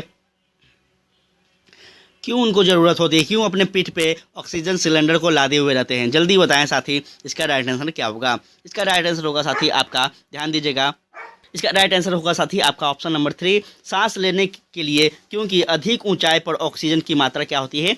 कम होती है। यह बात आप सबको पता होना चाहिए। अगर बात करें हम आगे तो ध्यान दीजिएगा, नेक्स्ट क्वेश्चन आपका कहता है, ध्यान देंगे साथी, यहाँ पे थोड़ा सा साफ होने दीजिए। कहता है ध्यान दीजिएगा, मेघविजन में कौन सी प्रक्रिया शामिल होती है जो वर्षा लाने की तकनीकी है? साथी जल्दी बताएं, मेघविजन में कौन सी ऐसी प्रक्रिया शामिल होती है जो कि वर्षा को लाने के लिए तकनीकी के उपयोग करते हैं? साथी इसका राइट आंसर क्या होगा? ध्यान देंगे, इसका राइट आंसर होगा आपके समक्ष इस प्रकार से है, ऑप्शन नंबर 2, जल वातावरण में मौजूद जल वाष्प धूल अथवा लवण के कण के चारों ओर ठंडा और क्या होता है साथी? तो संघनित हो जाता है। इस वजह से क्या होता है? इसका राइट आंसर होगा, याद रखेंगे। चलिए नेक्स्ट हम बात करें तो ध्यान दीजिएगा, कहता है आपका यहाँ पे ध्यान देंगे, मसूड़ों से खून आना, घाव का देर से भरना या और पसलियों में दर्द रहना किस विटामिन की कमी से होता है? बहुत ही इंपॉर्टेंट क्वेश्चन है। बहुत सारे ऐसे व्यक्ति को देखते होंगे कि उनके जो मुंह होते हैं साथी, मसूड़ा होता है, उससे ब्लड होता है, ठीक है, ब्लड फेंकता है। फिर बहुत सारे ऐसे व्यक्ति को देखते होंगे जिसका घाव हो जाता है तो उसके घाव जल्दी नहीं भरते हैं, ठीक है। ऐसे व्यक्ति भी होते हैं जिसके मसलियों में साथी पसलियों में दर्द होती है। तो यह सभी जो है किस विटामिन का कमी के कारण होता है? जल्दी इसका आंसर कीजिए। तो याद रखना है साथी, यह आपका हो जाएगा ऑप्शन नंबर 3 विटामिन सी, ठीक है। विटामिन सी की जो कमी होती है साथी, इसको हम अस्कर्बी कहते हैं। अस्कर्बी विटामिन सी की कमी से होती है, इसको याद रखेंगे। और यह आहार में विटामिन सी की जो भारी कमी को दर्शाता है, जिसमें चोट लगना, मसूड़े से खून बहना, कमजोरी, ये सब बहुत सारी चीज़ है, तो इसको याद रखेंगे। विटामिन सी जो आता है साथी, यह आपको एमिनो एसिड भी इसको कहते हैं, जो कि याद रखेगा। बहुत सारा चीज़ आपको बता रहे हैं, जितना अगर आप याद रख लीजिएगा तो 100% है, आपको सुपर टेट क्या बीपीएससी नहीं रोक पाएगा, इसको याद रखेगा, ठीक है। तो थोड़ा सा आप लोग पेशेंस बनाए रखिएगा, अच्छे से समझते चलिएगा, 100% आपकी सफलता आप इस बार हो जाएगी। ध्यान देंगे साथी। नेक्स्ट क्वेश्चन कहता है 66.5 डिग्री दक्षिणी अक्षांश क्या दर्शाता है हमें? साथ ही 66.5 डिग्री जो दक्षिणी अक्षांश है, यह हमें क्या दर्शाता है? तो याद रखेंगे साथी, यह हमें दर्शाता है आपका क्या? तो अंटार्कटिका वृत्त दर्शाता है, ठीक है। थोड़ा सा यहाँ समझने का प्रयास कीजिएगा कि अंटार्कटिक वृत्त जो है यह भूमध्य रेखा के लगभग, ध्यान देंगे, 65.5 डिग्री दक्षिण से पूर्व पर अक्षांश के समानांतर है। और हम आपको बहुत बार बताए हैं कि अक्षांश क्या होता है और देशांतर क्या होता है। साथ ही इस प्रकार से अपना पृथ्वी है, एग्जाम्पल के माध्यम से समझा रहे हैं, थोड़ा सा समझिएगा, मेरा ड्राइंग अच्छा नहीं है, पहले बता दें।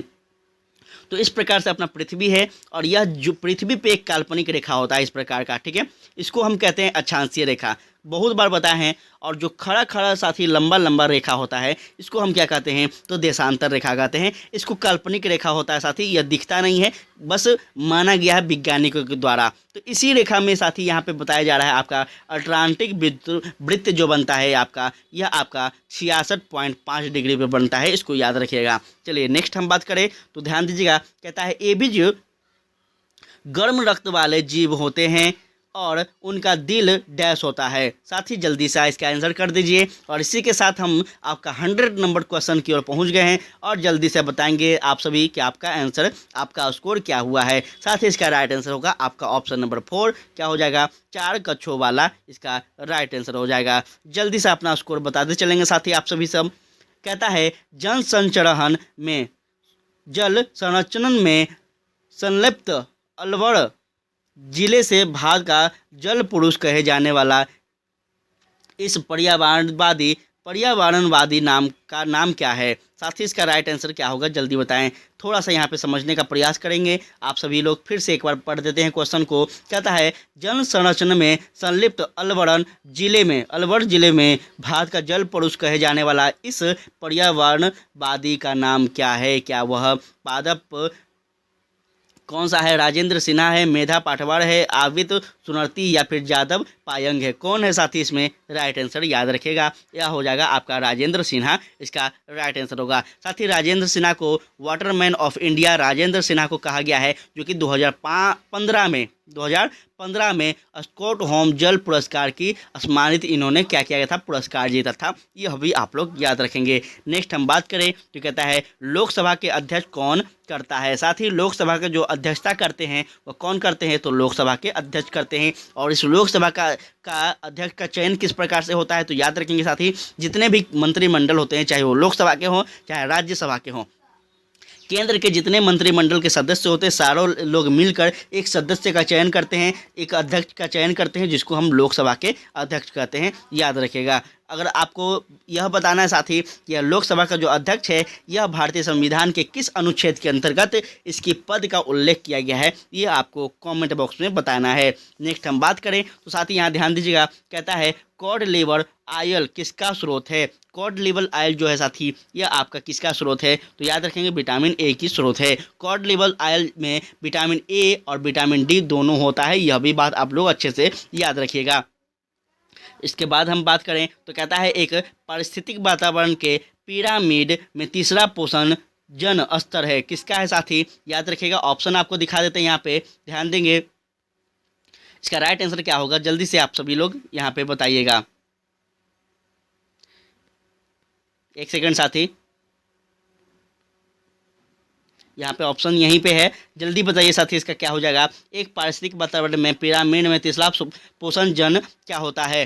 पोषण जन जो होता था साथी, इसका राइट आंसर हो जाएगा आपका ऑप्शन नंबर क्या? तो याद रखेंगे इसका राइट आंसर होगा साथा मांसाहारी। ठीक है, क्या हो जाएगा? मांसाहारी। खास श्रृंखला में समान स्तर पर रहने वाले जीव के समूह को पोषण स्तरीय कहा जाता है। इसको आप लोग अच्छे से समझ लीजिएगा, ध्यान दीजिएगा। नेक्स्ट कहता है आपका यहाँ पे क्वेश्चन, आज थोड़ा स्पीड में हम हैं, उसके लिए हम क्षमा चाहेंगे साथी। स्पीड का वजह यह है कि क्लास आपका काफ़ी लॉन्ग हो जाता है और बहुत सारे कमेंट में विद्यार्थी होते हैं जो बोलते हैं कि सर थोड़ा छोटा क्लास लिया कीजिए। इसलिए हम प्रयास कर रहे हैं कि आपका क्लास भी छोटा हो और आपको समझाने का भी हम प्रयास करें। ठीक है, ताकि हम आपको समझा नहीं पाएंगे तो मेरा खुद मन नहीं मानेगा। इसलिए मेरा प्रयास रहता है क्लास लंबा हो छोटा हो फर्क नहीं पड़ता है, चीज़ समझ में आना चाहिए। इसको एक क्वेश्चन से आपको 2-3 प्रश्न आना चाहिए, इस प्रकार से मेरा उद्देश्य होता है। कहता है गतिज ऊर्जा का उदाहरण है साथी क्या?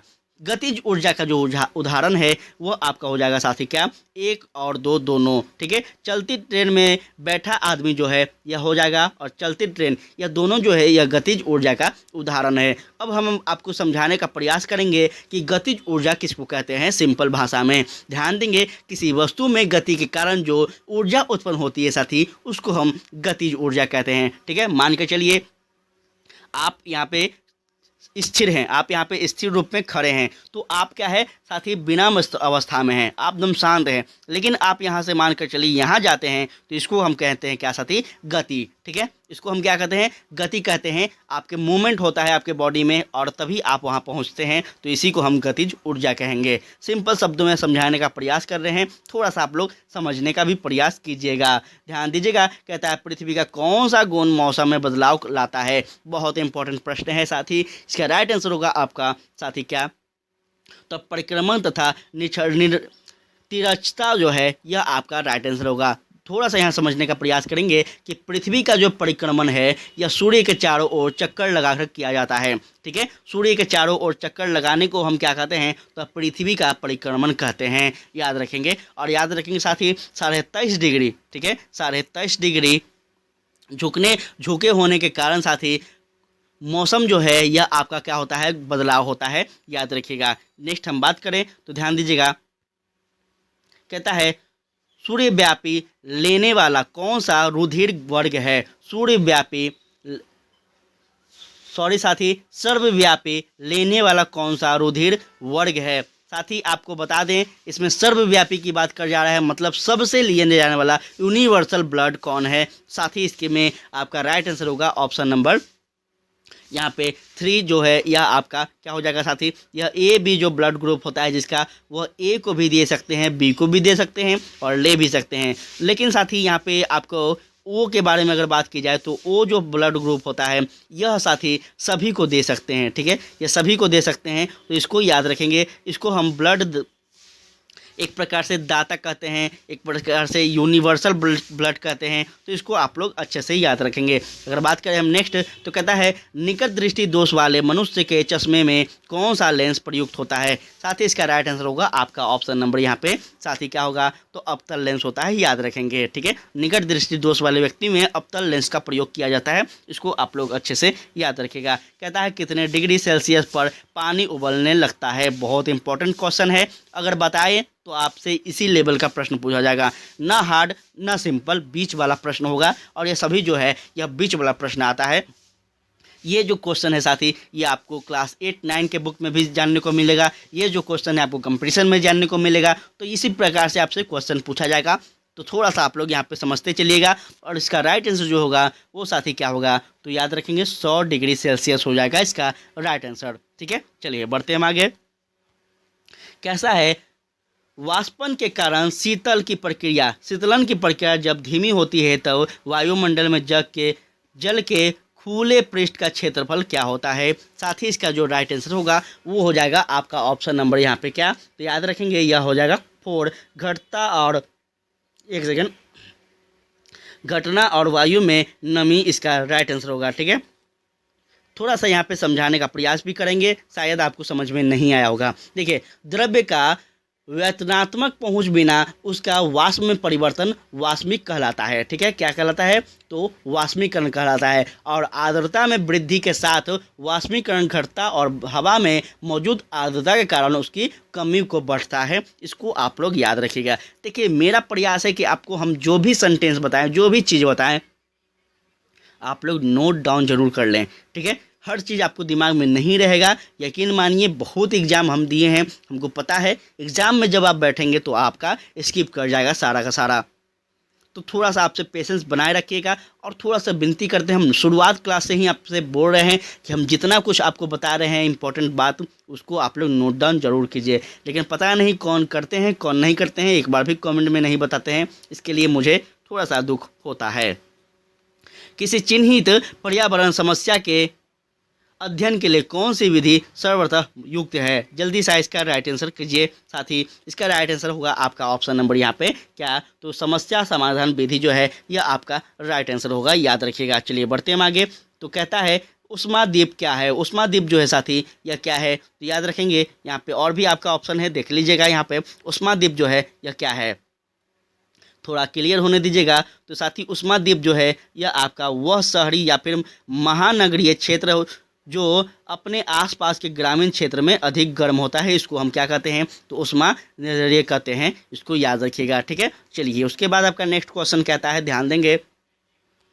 नेक्स्ट क्वेश्चन कहता है सुभाष चंद्र बोस ने दिल्ली चलो का नारा किस देश से दिया था। क्या वो जापान था, सिंगापुर था, रूस था या फिर इटली था। साथ ही सुभाष चंद्र बोस दिल्ली चलो नारा दिया था जिसने, वह कहाँ से दिए थे, तो याद रखेंगे साथी सिंगापुर से दिए थे, आप लोग याद रखेंगे। ठीक है, थोड़ा सा आपको बताना चाहेंगे साथी कि सिंगापुर ने अपना प्रतिष्ठित स्थल जो था इसका पांडव घोषित किया था, जहां से नेताजी सुभाष चंद्र बोस ने जुलाई 1943 में दिल्ली चलो का नारा दिया था। और उन्होंने 21 अक्टूबर 1943 को आज़ाद हिंद सरकार और भारतीय राष्ट्रीय सेना के गठन भी किया था। तो आप लोग 2 चीज़ याद रखेंगे। चलिए नेक्स्ट हम बात करें तो कहता है कक्षा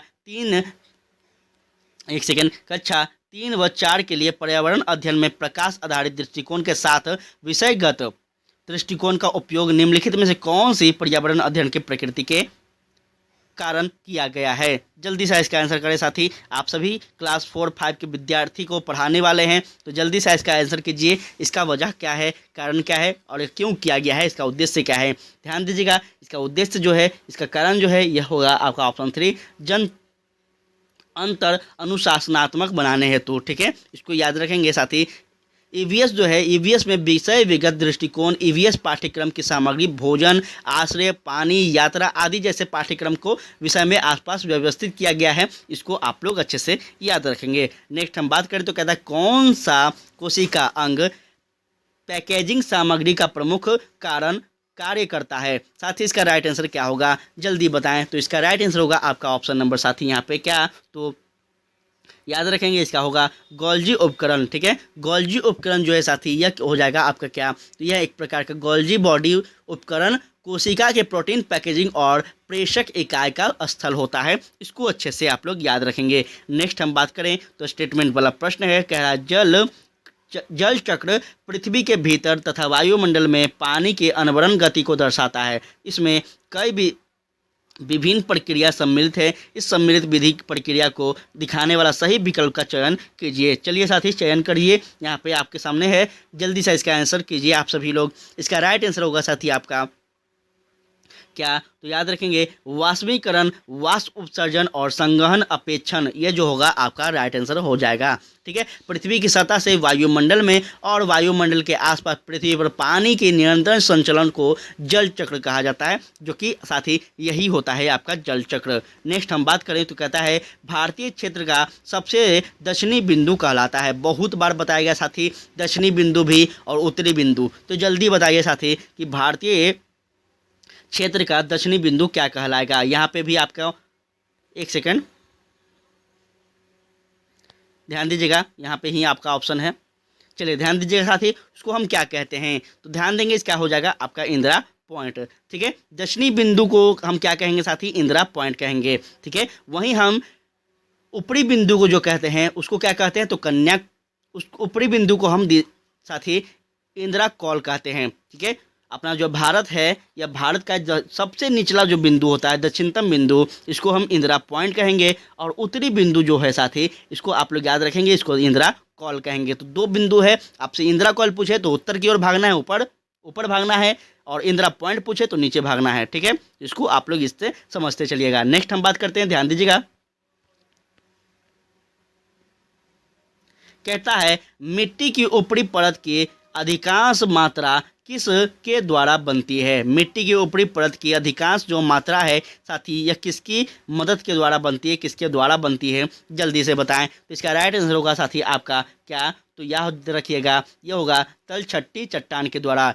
किसके द्वारा, तलछट्टी चट्टान के द्वारा होगा, याद रखिएगा, बहुत इंपॉर्टेंट है। नेक्स्ट हम बात करें तो कहता है प्राथमिक स्तर पर पर्यावरण अध्ययन की एक विषय के रूप में एकीकृत है। इसका अर्थ है क्या, तो साथ ही इसका एकीकृत का जो अर्थ होगा यह होगा विज्ञान, सामाजिक विज्ञान तथा पर्यावरण शिक्षा के क्षेत्र में एकीकरण, इसका राइट आंसर होगा। ठीक है, इसको याद रखिएगा। और यह साथ ही आपका जो जोड़ा गया था, इसको याद रखेंगे 2005 में साथी ईवीएस प्राथमिक स्तर की एकीकरण विषय के क्षेत्र में इसको विज्ञान को भौतिक, रसायन और जैविक, सामाजिक अध्ययन, इतिहास, भूगोल, राजनीतिक विज्ञान, समाजशास्त्र, ये सभी विषय को जो पर्यावरण अवधारणा के में शामिल किया गया था। तो थोड़ा सा आप लोग यहाँ पे समझिएगा, पर्यावरण पे आपको अधिक प्रश्न दिया गया है, तो थोड़ा सा यहाँ पे आप लोग ध्यान से समझिएगा। और यह आपका अंतिम प्रश्न है साथी इस प्रैक्टिस सेट का, ध्यान दीजिएगा। कहता है जुलाई 1950 में अधिक पेड़ उगाओ अभियान की शुरुआत किसने किया था। साथ ही जो जुलाई 1950 की बात की जा रही है, वर्तमान की नहीं,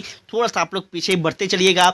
जुलाई 1950 में अधिक पेड़ उगाओ जो अभियान था किसके द्वारा किया गया था, तो याद रखेंगे साथी, यह था जो आपका के.एम. मुंशी के द्वारा। ठीक है, के.एम. मुंशी के द्वारा किया गया था। थोड़ा सा यहाँ पे समझाना चाहेंगे कि केंद्रीय कृषि खाद्य मंत्री के.एम. मुंशी ने साथ ही जुलाई 1950 में अधिक पेड़ उगाओ अभियान का क्या किया था, तो उद्घाटन किया था। और इनका उद्देश्य जो था वह वनों के संरक्षण और वृक्षारोपण के लिए लोगों को मन में उत्साह पैदा करना था। सिंपल आपसे पूछा जाए तो याद रखिएगा। चलिए हम बढ़ते हैं अब मैथ और रीजनिंग के प्रश्नों की ओर। साथ ही आप सभी से विनती है, आप सभी से उम्मीद भी है कि आप अब अपना जितना भी एक 80 क्वेश्चन में जितना आपका सही हुआ होगा जीएस में, अब आप सही कमेंट बॉक्स में भर दीजिए, ताकि हम यह वीडियो ओवर होने के बाद देखें कि आपका कितना स्कोर हुआ है। और यह मैथ रीजनिंग का हम साथी आपको आंसर जल्दी जल्दी बता देते हैं। पीडीएफ आप सभी टेलीग्राम से ले लेंगे और ज़रूर से आप लोग इसको बनाइएगा,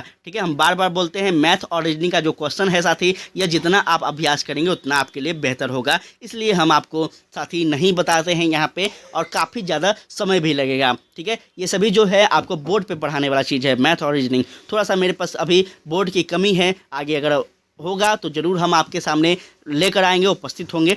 वर्तमान में थोड़ा सा आप लोग कोऑपरेट कीजिए, ध्यान दीजिएगा। पहला का आपका आंसर जो होगा वो होगा ऑप्शन नंबर 3, ठीक है। चलिए नेक्स्ट हम बात करते हैं क्वेश्चन नंबर 2 की, तो इसका राइट आंसर साथी आपका ऑप्शन नंबर 2 होगा। क्वेश्चन नंबर 3 की बात करें तो इसका राइट आंसर आपका ऑप्शन नंबर 4 होगा। क्वेश्चन नंबर 4 की बात करें तो इसका राइट आंसर आपका साथी ऑप्शन नंबर 2 होगा। क्वेश्चन नंबर 5 की बात करें तो इसका राइट आंसर आपका ऑप्शन नंबर 1 होगा। क्वेश्चन नंबर 6 की बात करें तो इसका राइट आंसर आपका ऑप्शन नंबर 1 होगा। और क्वेश्चन नंबर 7 की बात करें तो इसका राइट आंसर आपका ऑप्शन नंबर साथी यहाँ पे 3 होगा। क्वेश्चन नंबर 8 पे चलते हैं तो इसका राइट आंसर, क्वेश्चन नंबर 8 के राइट आंसर जो होगा वो आपका ऑप्शन नंबर साथी 2 होगा, ठीक है। उसके बाद हम बात करें क्वेश्चन नंबर 9 की, तो इसका राइट आंसर आपका ऑप्शन नंबर 2 होगा। क्वेश्चन नंबर 10 पे चलते हैं साथी, तो इसका राइट आंसर आपका ऑप्शन नंबर 2 होगा। ये सभी हम बता रहे हैं, आप लोग से विनती है कि आप क्वेश्चन जो हम आंसर बता रहे हैं उसका मिलान कीजिएगा, आप बनाइएगा। वो आंसर अगर नहीं आएगा तो अब भी आप हमको बताइएगा, आंसर आएगा तो भी आप बताइएगा, ठीक है। हम साथ ही सारा का सारा ये सॉल्यूशन बनाए हुए हैं, अगर आप लोग बोलिएगा तो हम पीडीएफ सेंड कर देंगे आपका सॉल्यूशन वाला भी, लेकिन कोई फ़ायदा नहीं होगा सॉल्यूशन देखने से आपको, ठीक है। इसलिए हम बता रहे हैं कि आप लोग अभ्यास खुद से कीजिएगा। 11 नंबर जो क्वेश्चन है साथी, इसका राइट आंसर आपका ऑप्शन नंबर 3 होगा। 12 नंबर क्वेश्चन की हम बात करें तो इसका राइट आंसर आपका ऑप्शन नंबर 1 होगा। 13 नंबर क्वेश्चन की बात करें तो इसका राइट आंसर आपका ऑप्शन नंबर 2 होगा। 13 नंबर की क्वेश्चन की बात करें तो इसका राइट आंसर आपका ऑप्शन नंबर 2 होगा। और 14 नंबर की हम बात करें तो इसका राइट आंसर आपका ऑप्शन नंबर 2 होगा 13 नंबर का। 14 नंबर की बात करें तो इसका राइट आंसर आपका ऑप्शन नंबर, यहाँ पे ध्यान दीजिएगा, ऑप्शन नंबर 4 होगा साथी इसका राइट आंसर, ठीक है, 14 नंबर का। 15 नंबर पे चलते हैं तो 15 नंबर का जो राइट आंसर होगा साथी वो होगा आपका, यहाँ पे थोड़ा क्लियर होने दीजिए, 15 नंबर का ऑप्शन नंबर 2 होगा। 16 नंबर का जो आपका होगा वो होगा आपका ऑप्शन नंबर 2। 17 नंबर का जो होगा वह होगा आपका ऑप्शन नंबर 2। 18 नंबर क्वेश्चन का आपका राइट आंसर होगा ऑप्शन नंबर 2। ऑप्शन नंबर 2 बहुत इंपॉर्टेंट है साथी, तो इस प्रकार से आप लोग एग्जाम में भी थोड़ा सा ध्यान दीजिएगा कि ऑप्शन 2 अधिकतर सही होता है। नेक्स्ट हम बात करें क्वेश्चन नंबर 19 की, तो इसका राइट आंसर आपका ऑप्शन नंबर 2 ही होगा। नहीं, इसका साथी मेरे ख्याल से इसका 1 होगा, 100% श्योर है साथी, इसका 1 होगा, ठीक है, इसका 1 होगा। चलिए आगे हम बात करते हैं, तो ध्यान दीजिएगा आप लोग, 20 नंबर क्वेश्चन पे हम पहुंच गए हैं। इसका राइट आंसर जो होगा वो आपका ऑप्शन नंबर 2 होगा, ठीक है। चलिए उसके बाद आपका बात करते हैं 21 नंबर क्वेश्चन की, तो इसका राइट आंसर आपका ऑप्शन नंबर 2 होगा। 22 नंबर क्वेश्चन की इसका राइट आंसर आपका ऑप्शन नंबर 4 होगा। 23 नंबर का साथी आपका ऑप्शन नंबर 23 नंबर का आपका ऑप्शन नंबर 3 होगा। 24 नंबर का आपका ऑप्शन नंबर 4 होगा। 25 नंबर पे हम चलते हैं, तो 25 नंबर का आपका ऑप्शन नंबर साथी यहाँ पे 25 नंबर का आपका ऑप्शन नंबर 4 होगा। 26 नंबर का आपका ऑप्शन नंबर यहाँ पे साथी 3 होगा। 27 नंबर पे हम चलते हैं, तो 27 नंबर का आपका ऑप्शन नंबर यहाँ पे साथी 3 होगा। 28 नंबर का आपका ऑप्शन नंबर 3 होगा। 19 नंबर का आपका ऑप्शन नंबर, यहाँ ध्यान दीजिएगा, 29 नंबर का आपका ऑप्शन नंबर 29 का आपका साथी ऑप्शन नंबर यहाँ पे 2 होगा। 30 का आपका साथी ऑप्शन नंबर यहाँ पे 2 होगा। 31 की हम बात करें तो इसका राइट आंसर आपका ऑप्शन नंबर 4 होगा। 32 की बात की जाए तो इसका राइट आंसर आपका ऑप्शन नंबर 32 की बात की जाए तो इसका राइट आंसर आपका ऑप्शन नंबर 4 होगा। 32 की बात की जाए तो इसका राइट आंसर आपका ऑप्शन नंबर 2 होगा। 100% 2 होगा साथी। ये सारा का सारा हम बनाए हुए हैं, हम बार बार बोलते हैं, हम आपका सॉल्यूशन करने के बाद ही आपका हम बताते हैं साथी। तो ऐसा मत सोचिएगा कि हम ये भी बता रहे हैं, तो आप ऐसा नहीं सोचिएगा, आप बोलिएगा तो हम टेलीग्राम पे आपको सेंड कर देंगे सॉल्यूशन, उसके लिए दिक्कत नहीं है। ध्यान दीजिएगा, क्वेश्चन नंबर 33 का जो है इसका राइट आंसर आपका ऑप्शन नंबर 3 होगा। क्वेश्चन नंबर 34 की बात करें तो इसका राइट आंसर आपका ऑप्शन नंबर 1 होगा। 35 की बात की जाए तो इसका राइट आंसर आपका ऑप्शन नंबर 2 होगा। 36 की हम बात करें तो इसका राइट आंसर आपका ऑप्शन नंबर यहाँ पे ऑप्शन नंबर 2 होगा। 37 पे हम चलते हैं तो 37 का आपका ऑप्शन नंबर 3 होगा। 38 का जो है इसका राइट आंसर आपका ऑप्शन नंबर यहाँ पे 38 का राइट आंसर आपका ऑप्शन नंबर 2 होगा। 39 का आपका राइट आंसर ऑप्शन नंबर 2 होगा। और इस प्रकार से साथी ऑप्शन नंबर 2 होगा। और इस प्रकार से साथी आपका 14 नंबर पे हम पहुंच गए हैं, जो कि अंतिम या टेस्ट सीरीज का प्रश्न है। इस प्रकार से आपका होता है 4 नंबर इसका राइट आंसर होगा। इसी प्रकार से आपका होता है समाप्त। साथी क्लास कैसा लगा, जीएस पढ़ाने का तरीका कैसा लगा, क्या हम आपको समझा पाएँ या नहीं समझा पाएँ, कुछ भी हो फीडबैक ज़रूर दीजिएगा। साथ ही आप सभी से विनती है और आप सभी से रिक्वेस्ट है कि इस टेलीग्राम को ज़रूर ज्वाइन कर लें। वहाँ पे आपके एग्ज़ाम से जुड़े इंपॉर्टेंट चीज़ आपको अवेलेबल करवाया जाता है। ठीक है, तो आज के लिए इतना ही साथी। जय हिंद, जय भारत।